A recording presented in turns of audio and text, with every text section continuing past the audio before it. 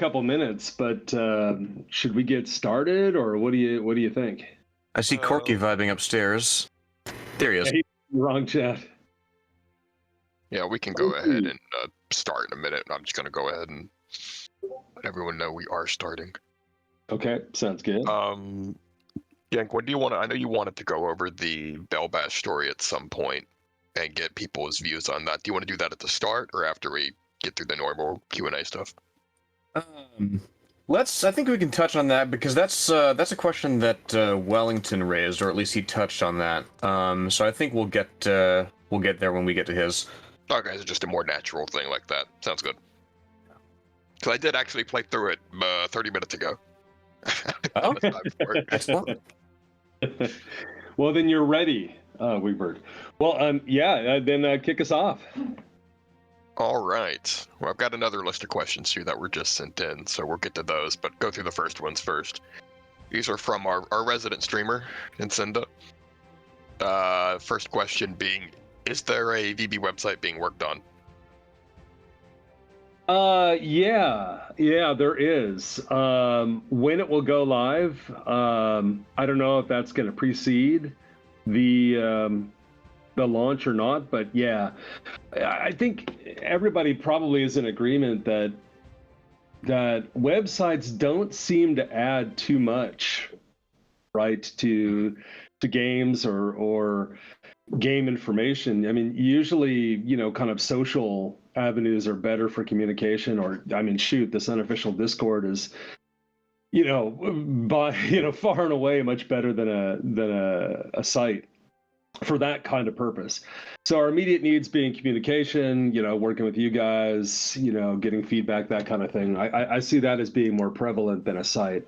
At some point, though, it'd be cool to have it. Yeah. Anything you would add to that, Meg? No, that's the infrastructure thing is definitely the diff question. Yeah. Personally, I don't necessarily see the need for a website, but I mean, because we've got this, and you've got the official forums. Though I rarely go to that. I mostly just use the Discord. The second question is, are there any plans on nation-focused stories featuring multiple bells from each nation? Example being a UK story featuring some of their light cruisers. That is an outstanding question. So actually, there is a host, behind the scenes of nation-specific material that's developed. Actually, some years ago, 5 years ago, I'd say, every nation had their own story that progressed along the same monthly track. Now, we, for a variety of reasons, opted not to have that occur at launch. We opted to emphasize more of the League of Nations stuff. But I imagine, well, I don't know. I guess it just depends on the metagame. But I imagine at some point you're going to see, these viewpoints come in. And in terms of just sort of like stories about those bells, Jank, I don't know if you have any comments here, but I definitely would think that you would see some stories that are nation or perhaps alliance specific. Well, yes, and I think it's worth pointing out how the balance and the focus is shifted in terms of what's materially there and what seems to be expected, because as it stands, the League story is the only one that doesn't feature bells directly. I mean, of course, you have False Hope, you have the Morganas and whatnot, but our human characters have the stage there. I think if we were to return to nation stories, and you can agree or disagree with me, I personally would like to see more engagement with the bells. The UK story featuring the light cruisers, for example, that could be the towns doing something. That could be the Leander sisters shenanigans. That's the avenue that I would explore, and I think the Bell Bash, when we get to that, is going to bear that out. Okay. The third question, I will include it, even though it's funny. When's the game going to stop being mean to Incendio? When is he I finally mean, going to be able to play regularly like the rest of us? every day we work hard to set up, new Incinda only issues. So it's our fervent hope that it will never stop being mean to Incinda. Okay. But, As but long I as we can't have some promise anything. scapegoat. Yeah, unfortunately, I can't promise it's going to happen that way, Incinda. Sadly, your issues may get cured, but I hope not. What can I tell you? Yeah. Somewhere I hope Incinda is laughing. One can hope.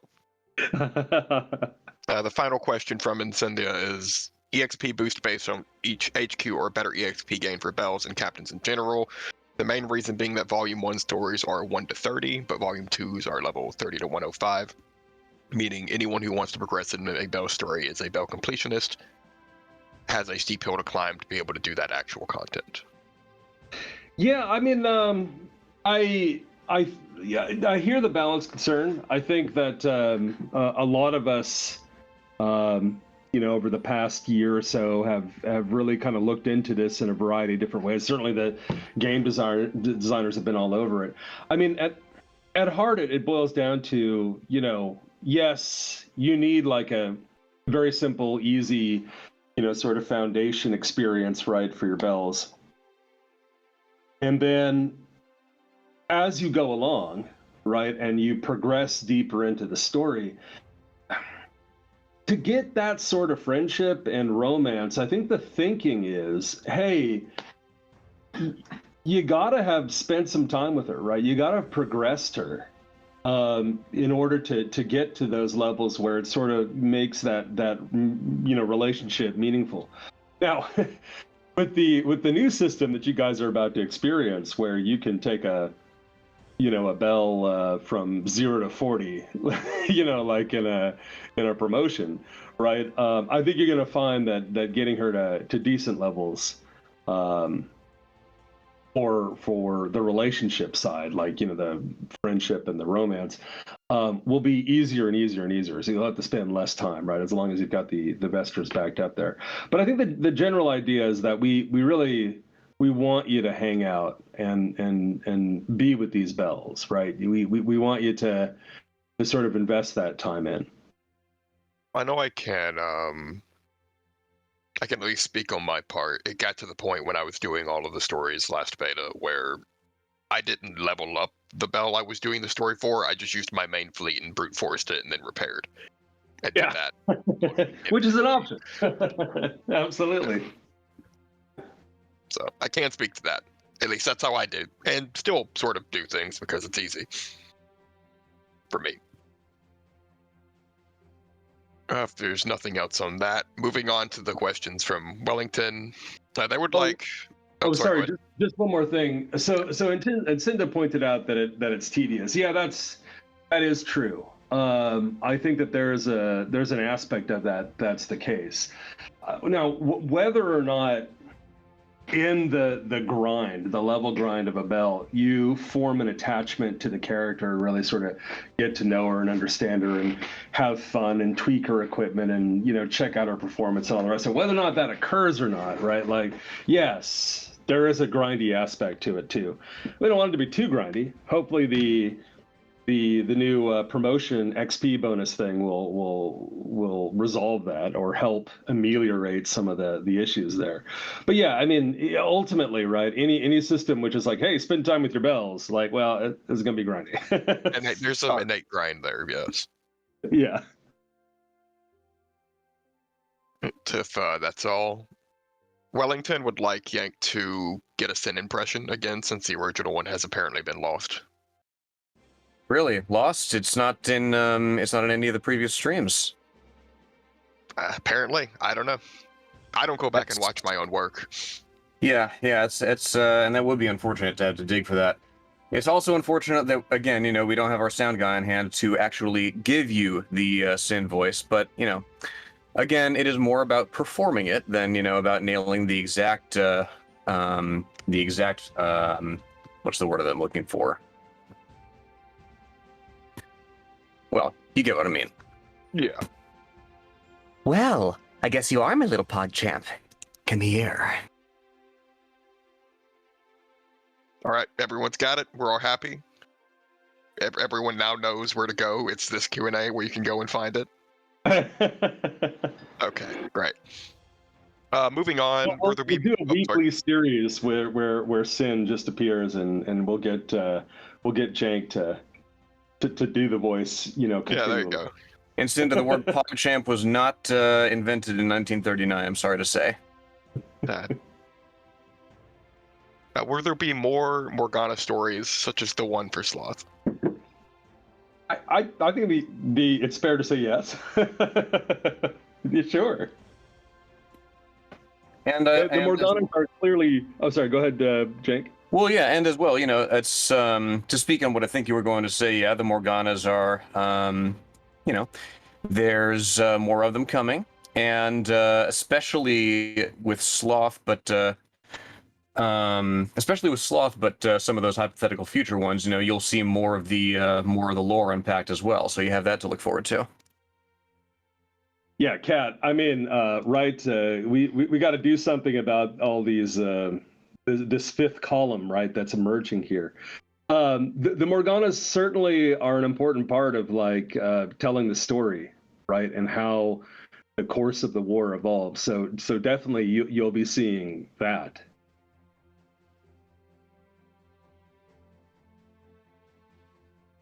All right. Next question is for the Bell Bash stories in particular. I guess that's what we can call them now. Will they be locked to requiring having those two bells or whatever bells are included? Yeah. So there is a class of stories that we project where you need to have the bells in order to experience the story. Otherwise, it just sort of won't make sense, right?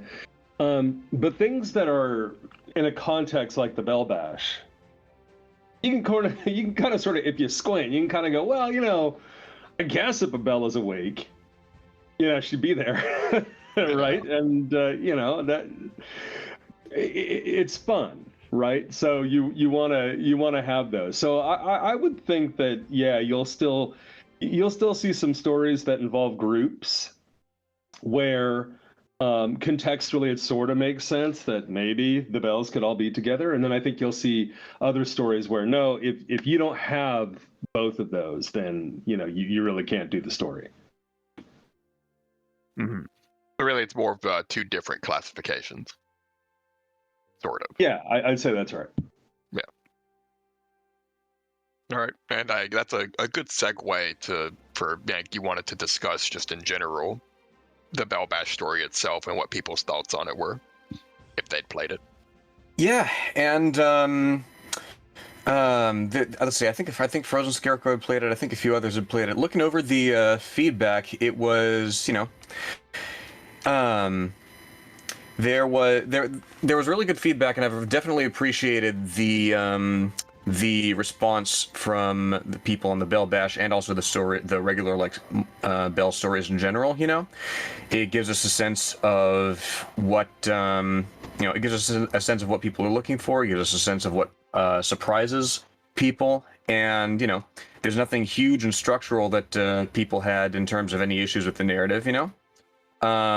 I think there's definitely something that has surprised people about certain characters, Henley included. And on the one hand, we take that into account, but on the other hand, I'll also say prepare to continue to be surprised. We're definitely workshopping more multi-bell stories because that's far and away some of the most requested content that we've seen, and it's something that I certainly enjoy. It's how I learned about it's how I learned about the thing in the first place. Mm-hmm. Certainly, for my 2 cents, given the story, overall I enjoyed it. The change in spacing between words got annoying from time to time. I don't know if that was intentional or a bug. No, it's a bug. Oh yeah, stretching out the words that way. That's weird. Yeah. So as long as that's a bug, great. I'm cool with that. Other than that, I enjoyed it mostly. Let's see, Super Lace. I do enjoy me a bad anime. So good.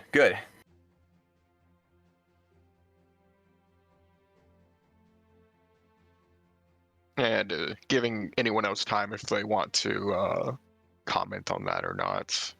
We'll move on to the next question, though, while people do that. The final one from Wellington is, will there be any more videos with some of the actresses for like interviews or further promotion of the game? Yeah, we've talked about it, and I think that you'll probably see. I would think that you'll see more than one of those. Yes. Okay. And I know we've discussed it, me and you, Diff, various promotional stuff at times, and ideas behind that. Yep. As much as I would wish to help more, I am bad at it. Let's see. Next set of questions is from Wandering Chandler. I cannot pronounce that right, probably. Any hope that all of the Morganas could be voiced by launch? If I understand from the casting side, you won't hear any more new voices on the existing bells that are out prior to launch. Now, there are some things in the queue, and of course, all of the new bells, the ones that you guys haven't seen, have their voices pipelined. But yeah, I don't think that there's going to be anything new prior to launch. And you never know, right? We could surprise you, but I think we're at a point where we're trying to like button everything down, and probably, we're not going to be sticking more content in there. Yeah, so that's for voices overall. Don't expect any new voices until game actually launches. Yeah, until post after that. Okay. Next question is, what's the situation with the art book? I don't think it's changed. It's laid out as I think you guys know. I think you guys have seen some images from it. We were in talks with a couple of companies in China about how to print it. I don't know that we'll print it there. We're going to see how that goes. But we might opt for a domestic or even European printer for this. So we'll see how it goes. But yeah, the art book won't go into actual physical production until either just before launch or right after launch. Now, is the art book something people could still buy if they were interested in it? So I think, as everybody here probably understands, in terms of publishing, the cost of the book is entirely dependent on the number that you're producing, right? So our bottom line commitment is we need to produce, X number to satisfy the Kickstarter. Now, there are going to be a couple of books that are extra in that number simply because of rounding, right? Like, if it's 294 or whatever, you'll just do 300, right? Yeah, so there's going to be, right. There's going to be some, overage for sure. And then we might briefly say, okay, guys, if you're interested in the art book, how many, art books are you guys interested in, right? Kind of get some feedback. Are we looking at 50? Are we looking at 25? Are we looking at 100? Right? Like what that number is. And then armed with that number, we might go back and say, okay, let's negotiate a bit and see what we can do, price wise. And if it makes sense, then we would open up, sales. But otherwise, no, it'll just be the averages, and we'll announce when we're going to do it. And, I don't know, we'll throw together a lottery or something. Yeah. All right. Oh, I see Wellington's asking about the your friends, the plushes. Yeah, we have the proofs kind of hanging around. But again, same deal. I'm not sure if those are going to come out of China now at the same company that we worked with in the past. That is a question. We're not focused on it right now. We'll focus on it probably in that nice dead time just before we go to launch. Yeah, we have to figure that out. It's going to go art book first, though. Like, we definitely want to, pound that out, and then take the proofs in, and we got to get our bids and all the rest of it.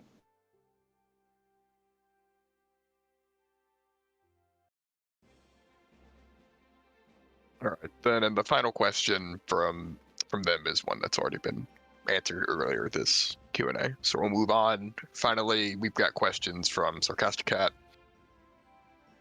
All very nitty-gritty, so I'm sure you'll like this one, Diff. First one is, how is armor modeled in VB? Not the armor types, but are the armored bulkheads, torpedo bulkheads, armored decks, and the like modeled beyond the dealt armor value? How do they factor in armor effectiveness? I think the answer that you're looking for, Kat, is they don't.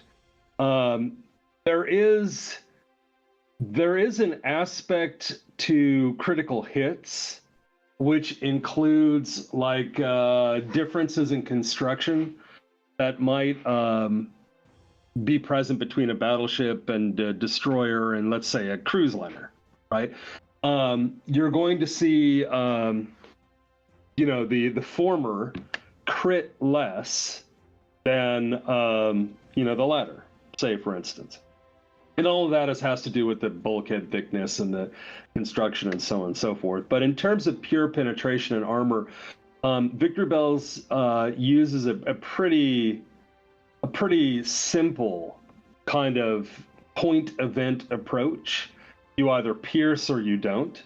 And there's no real expression to, for example, fragmentation volume, right, when you enter the ship and how far it could realistically go. We do have an idea of how deep into the ship a general shell went. Like, we do actually model the fuse timers, but beyond that, it's just a point event. If you don't pierce, you don't pierce. Did that answer your question, Kat? Yeah. Well, if we want to shift to a 3D model, which would be pretty damn cool, right, and get some sort of internal, construction schematics. One day, I mean, it's math, right? It's physics. It's not like it's impossible, but it's not in the cards for launch, let us say. Yeah, it is a lot of work, Superlays. Interesting work, but a lot of work nonetheless. The next question is, in the battle simulations, are angles of fall for shells taken into account, or is the angle of the ship being hit, or is it always 90 degrees? So the ship angle, like the ship position, I should say, is always at a 90 degree, but the shell angle matters very much. We use face hard, and we use HMMWV from Nathan Oken for penetration. So you have to know what the obliquity is, and so all that is taken into account and is factored in. Ships roll, and you can calculate that roll or come up with some sort of average roll. And so in theory, you could actually incorporate that in, but we don't. We just simply say the ship is always at a right angle. And again, that's just for ease and convenience.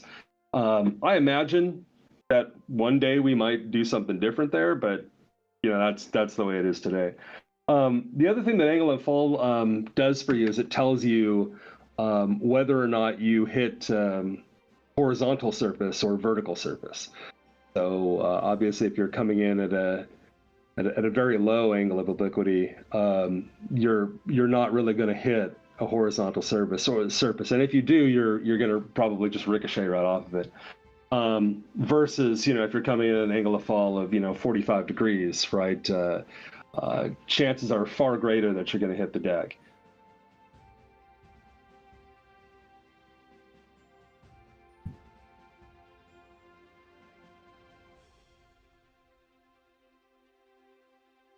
That was the answer, Weeper. Yeah. Oh no, I'm sorry. Sarcastic Cat was typing something, so I was waiting to see. Oh, okay, got it. It's like, there's some silence there, but no. We can go ahead and move on while he's. Oh wait, he typed. Let's see. Despite the angle, it always hits the belt of the deck. Oh no, there's like a bunch of different areas that it can hit. Cat, and all of them have, well, not all of them, many of them have vertical or horizontal surfaces. Like if you hit a turret, you could hit, the face or the top. If you hit the citadel, face or top.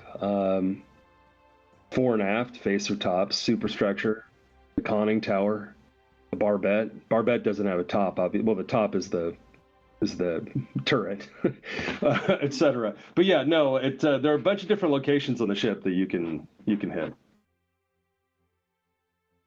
Was that what you were asking, Kat?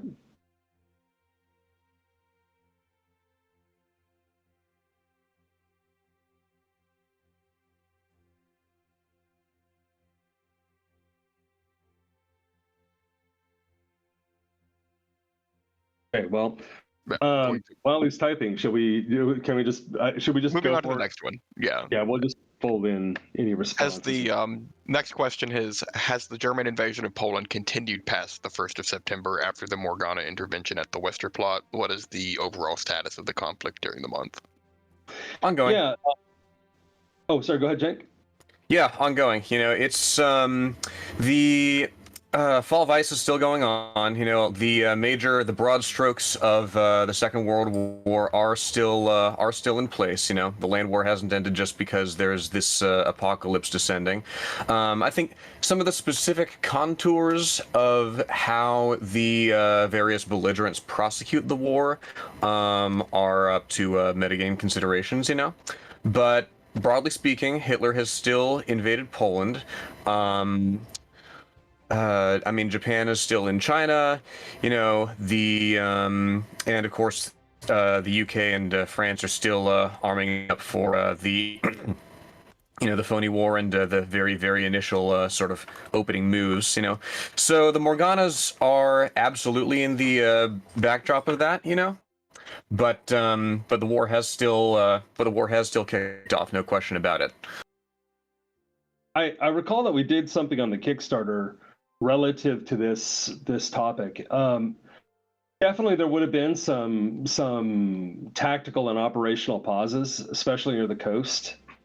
But by and large, especially in the first couple of weeks, it's unclear who is attacking. And as a consequence, the chain of events that kicked off World War II continues more or less unabated. Any attacks on British shipping, British soil, it's thought to be the work of German raiders or something akin to that, and vice versa for the Germans, right? Some type of Royal Naval presence, in the Baltic, so on and so forth. Now, very quickly, I think everyone comes to realize that it's not the case, that there appears to be some sort of a third party. But I think for a lot of reasons, it's not really impacting the land war. It has a great deal of consequences to the naval war, but in many ways, it seems to be enabling, the land war, because the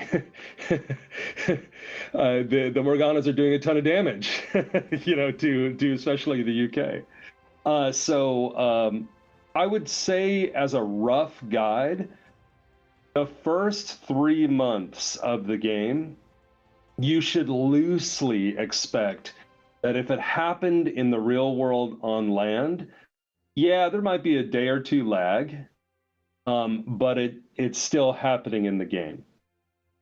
Now, after that 3 month is up, I think that increasingly we're going to see the effects of what you guys choose to do in terms of the metagame.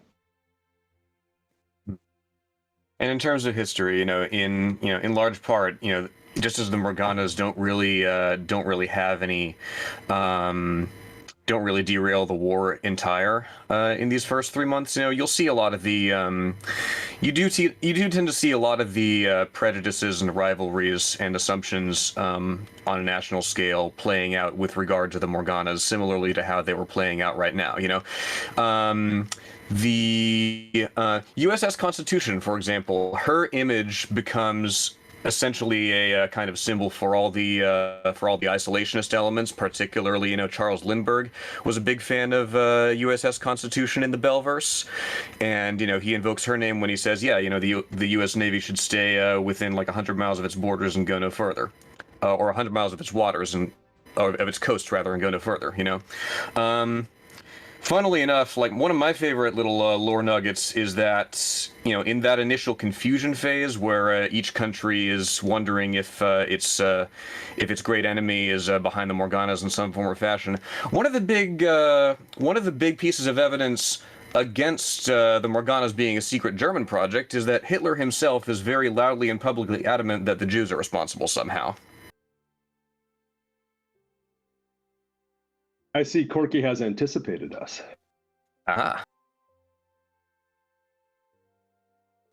So yes, very, very, very quickly, and more quickly in some countries than others. The real scope of the whole thing becomes clear. Sarcasticat, you are not alone in your hatred. Calc asked a question further up about if nations would be able, who are already in a faction, be able to swap sides later. Yeah, I just gave a little evil laugh there. I see that now. Yes. No. I mean, in the real world, of course, you saw this happen, and it happened through sort of splinter factions, right, of the nation. How it happens in VictoryBelles, I think, will depend on you guys. All right. The next question is, why was USS Stewart designed as a belle the way she is? I understand that not every belle has to accurately represent their namesake, they are their own belles, but Stewart seems to share almost nothing in common at first glance with her namesake, despite him having a very full and illustrious naval career. Yeah, it's a great question. So first, all belles are dominated by their namesake, let us say. So I don't think that it would be right to say that a belle, can not be like her namesake. There appears to be, no choice in this matter. Right, they're definitely like involved in that.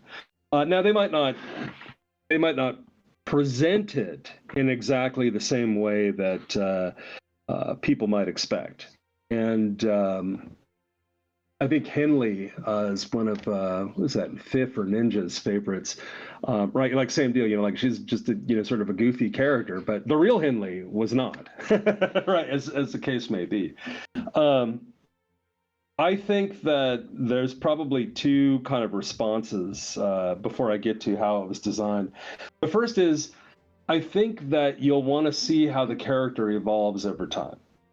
So I think that before, you levy judgment, hey, this is like Stewart or isn't like Stewart. I think you'd want to see how she progresses over time. I do think that there's a little bit of action speaking louder than words. And then second of all, of course, obviously, we're having fun with all belles. So there absolutely do need to be some belles that need to express themselves. And it's quite possible that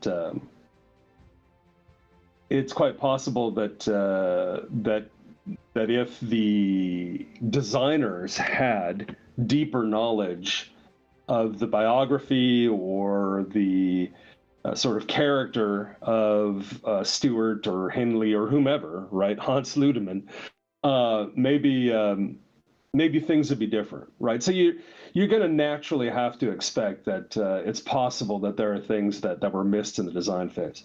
Now, lastly, how was Stewart designed? She's designed similar to every belle that we do.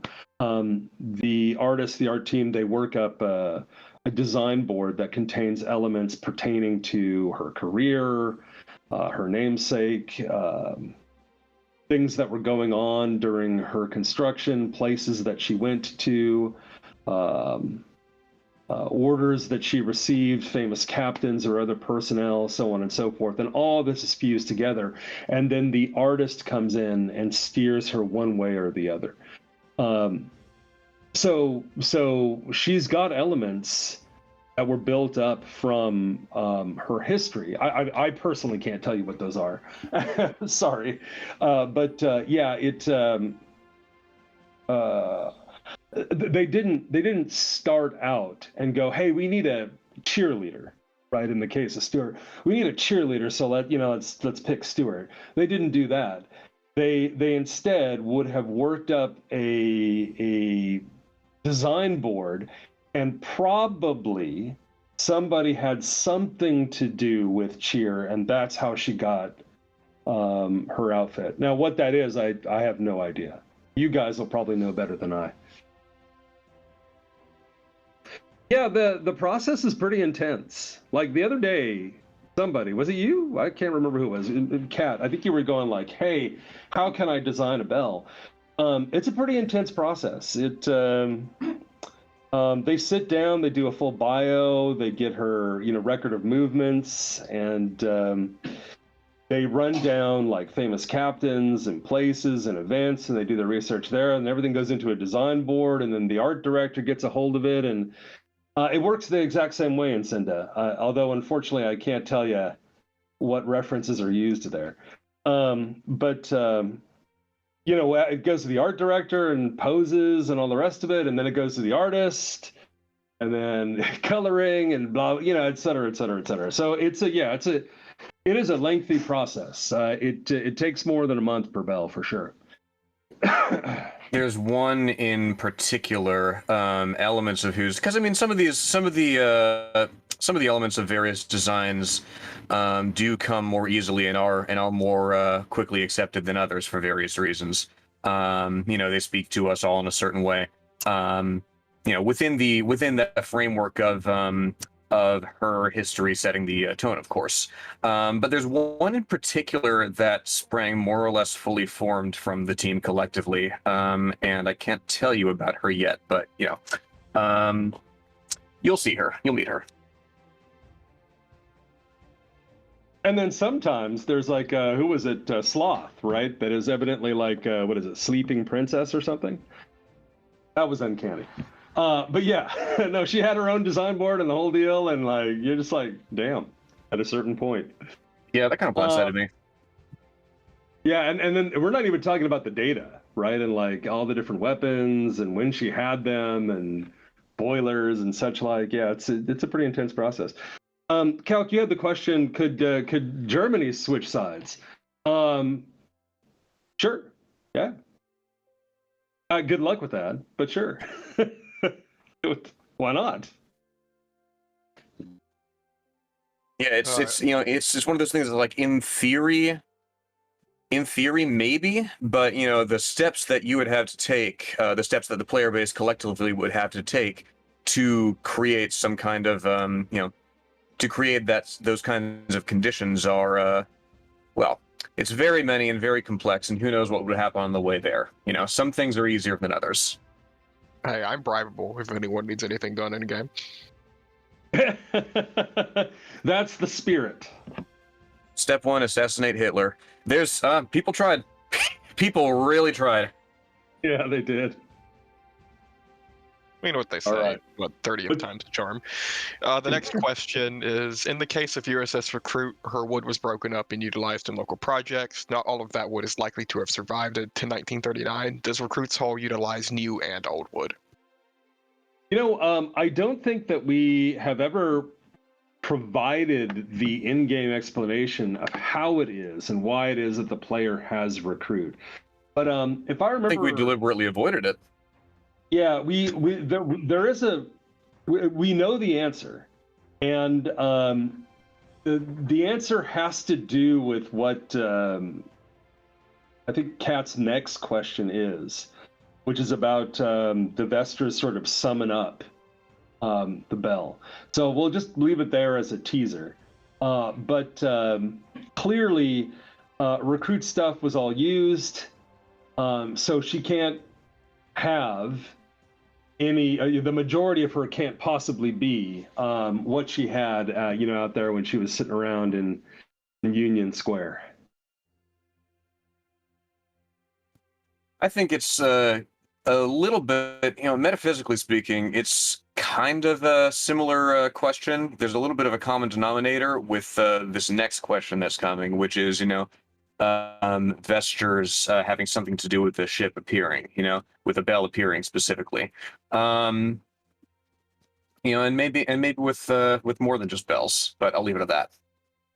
Yeah, I think we have to be careful with these kinds of questions because spoilers. So it's a good question though, Kat. My personal headcanon for Recruit, and of course, her stuff's made out of wood canonically, so it hasn't been borne out. But I like to imagine her coming to the Battle of Bell Harbor and the wood cracking like an eggshell and falling away, and she's a real battleship underneath. But that's what fan art's for. And then, as has been alluded to, the final question, it's been said that the lore explanation for ships being returned after having sunk is that the Vestures exert a call, which will raise and partially repair ships. Is this still accurate, and in which major case would this not apply? Partially. If you can answer that. Yeah, that is what we were referring to. Like, we can't we can't really discuss this. I think you're going to see a lot of in-world science about this topic, and then hopefully somebody will figure it out. A cat for Emden. I have not looked at her in I don't know how long, but obviously, if there are some issues, just DM me and I'll see if I can take a look at it. Can't promise it's going to be on the top of the queue, but I'll take a peek if I can. Scarecrow, I imagine that probably you guys will piece it all together. Oh man, Kat, you better send that to me again then.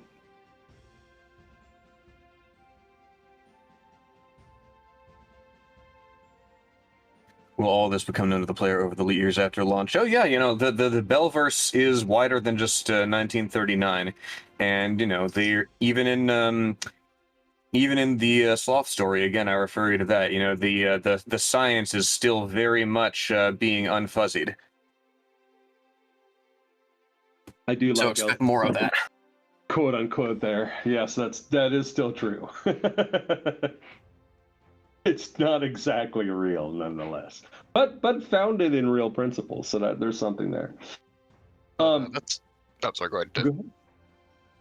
I was gonna say that's all of the pre-sent in questions. So anything now, it's open to the floor. We can do this for a little bit, and then we'll move on to judging the art. Sounds good. And if you guys haven't, jump into AI art and make sure that you put your votes on the art, right? Because that's what we're gonna use for the fan favorite. I think last I checked, Ashigara was in the lead on that one. Appears to be still.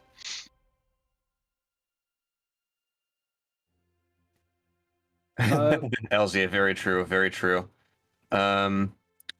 There's a mischievous part of me that's tempted to just kind of circle the drain story-wise for 6 years and then be like, oh, it's aliens. Oh, it's aliens. That is my least favorite story trope of all time.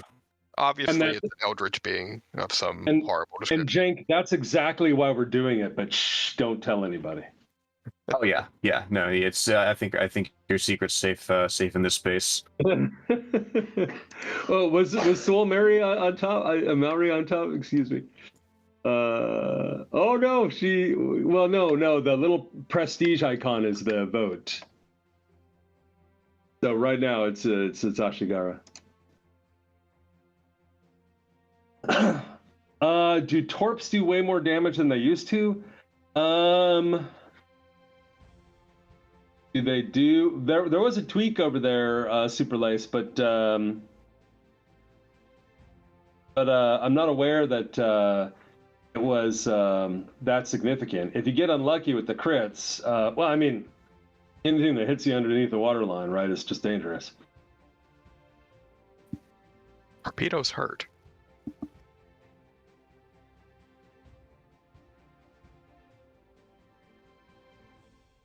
Yeah, I mean, if you're seeing something like really off on Super Lace, like see if you can get a recording or something. Let me take a look. But no, I don't. I'm not aware that there's anything, you know, majorly different about them. Yeah, and Cinda, I saw what you were saying there about getting a vesture that focuses on certain stats. It's a reasonable ask. There are a high number of stats. I think the way that you're gonna most likely do it in Cinda is you're gonna go to the diplomatic store, and you're gonna select what is on offer in that particular period of time, and that would be probably the simplest way to focus, like to pick and choose on a certain stat. Now, granted, if you no, it's fixed. It's fixed. I forget for how long, like a couple of weeks, I think, in Cinda. But if you focus like, hey, I want to get vesters out of, you know, this particular campaign, you might find some commonalities there. But yeah, fundamentally, it is pretty much all over the map. You're not wrong about that. Yeah, Lazarus, what you're seeing there with torpedoes doing 1 point, generally about 1 point, is you got it dead. Congratulations. you sent out your fish and it didn't explode. Let's see. Calc raises an interesting question. What happens if the metagame turns out to be one guy versus everyone? I would say never underestimate the ability of the Morganas of one force or another to put a thumb on the scale. It'd be unconventional, but we'd find a way to make it work. You know, that's the challenge. That's the challenge that we've set ourselves, and that you assist in setting for us. Yeah, I kind of wonder. I really wonder how it's going to go, but we'll see what madness you guys get up to. So, Kat, for your question, so when you have multiple armor layers, there's just a simple addition that's just brought in. Like we're not really going through and we're finding out what the kinetic energy is after the shell passes through the first layer, which is what you really would do, right? And then it has to try to penetrate the next, et cetera, et cetera, et cetera. Nor are sloping armor pieces really handled any different, whether that's on a turret or in the internal structure of the ship. Of course, these had significant impacts depending on what range, right, the shell was contacting, and then of course what layers of armor were before it. And all that is known by us for sure.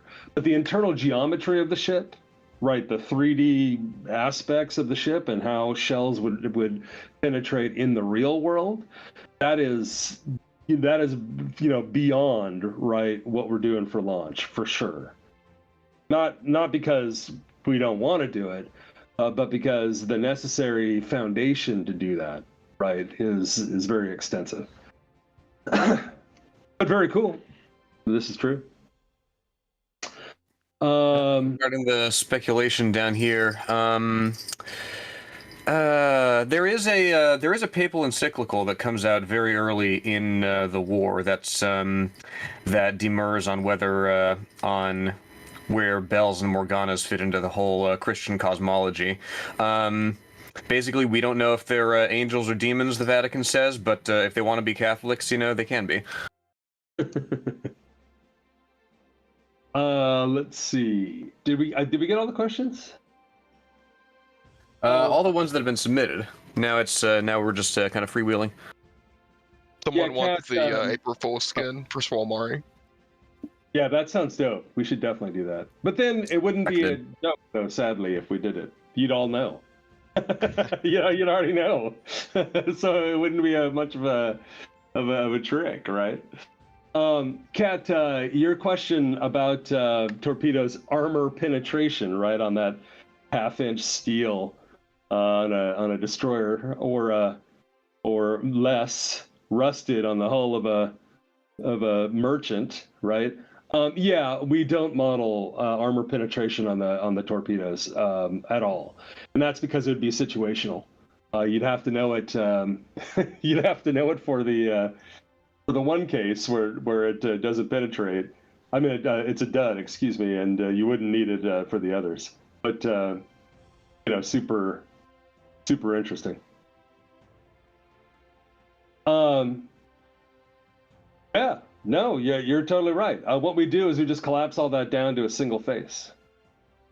But the angles are not used at all because there's no internal geometry, right?